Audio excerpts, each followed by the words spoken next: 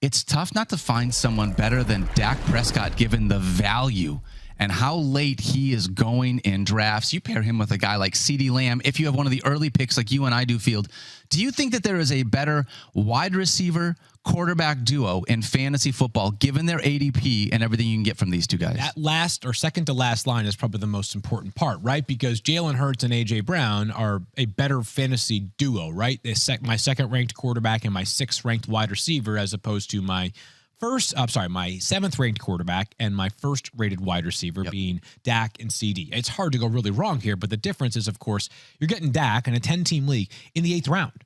Right, we just saw the data. Jalen Hurts is going in the 3rd round. You can get a comparable value because you know who finished just behind Jalen Hurts in fantasy points last year amongst quarterbacks? Dak Prescott. So you're getting a discount of 4 to 5 rounds on Dak. And, Dak is one of those fascinating quarterbacks because there is no middle ground stance on Dak Prescott. You have to either believe that he is the worst and a choke artist in the playoffs and not worth the money, or the Cowboys are insane for not having a deal done yet. We're talking fantasy football, people, and the numbers support Dak. Over the past 5 seasons, he's had 3 fully healthy years, one in which he missed 12 games. I think it was a thumb injury, and then one in which he missed 4. The year in which he missed 4, the numbers are comparable, but they're prorated, so I'm going to ditch those for just a moment. 3 full seasons in the past 5. This is the average for Dak. 4,300 passing yards. Good, right? That's real good. Elite. That's nice. 34.3 passing touchdowns. Anything over 30 is nice. Yeah, that's ridiculous. That's like potentially leads the NFL good.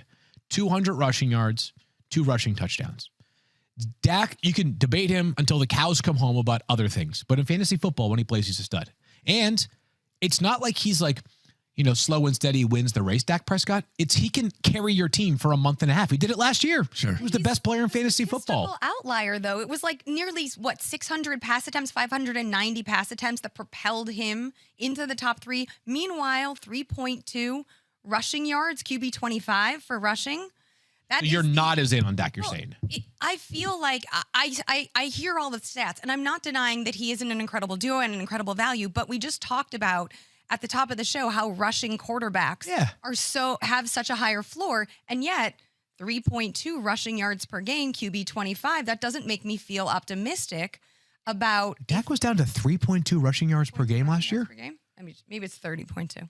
I don't think it's 30.2. I don't think it's 3 either. Maybe let me go check my numbers here. We're going to look at some stuff. While you guys are looking some stuff up, Stefania, I want to ask you this question. We've heard Adam Schefter talk back and forth a lot. Both of these guys are trying to pry the bag away from Jerry Jones right now. Sounds like one of them may be able to get it done. And when you look at this, is there any reason that you're concerned about either CeeDee Lamb or Dak Prescott in fantasy given the contract situations? Not because of what Adam Schefter told us last night, what Field's been saying all along, which is that we expect the deal to get done with CeeDee Lamb. Yeah. So I'm not worried about that, especially as we're approaching fantasy right now. Like, we have hesitations on Jamar Chase because of his situation, but CeeDee Lamb, we're all like ready to draft him as we expect this to get done. So I think the vote of confidence based on what they've been telling us is there. I just wanted to say for CeeDee Lamb, what's interesting to me, a lot of there's feel to this, right? And CeeDee Lamb to me doesn't feel like Tyreek Hill and Justin Jefferson because they feel to me like such big players.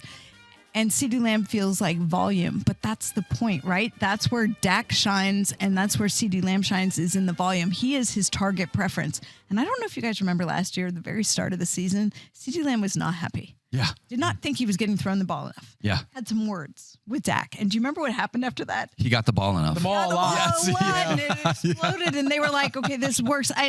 To me, that was just a really great example, too, of the kind of chemistry that they have, and that's not going to change. So yes, CeeDee Lamb will make the big plays, but I also think you benefit in these PPR formats from the volume. I think he will catch more passes. To Field's point about him potentially setting that record for receptions this year. The volume is going to earn you extra fantasy points. Love that. It was the rushing volume that I was wrong. That's what I was just going to ask you, Liz. Rushes, 14.2 rushing yards. Okay. QB 25 in rush attempps, QB 28 in rushing yards per so game. It's even worse. All right, so I should have just not fact checked. You should have. Exactly. So maybe Dak is one of those outliers in the sense that the passing totals are so ridiculous that he can largely overcome it.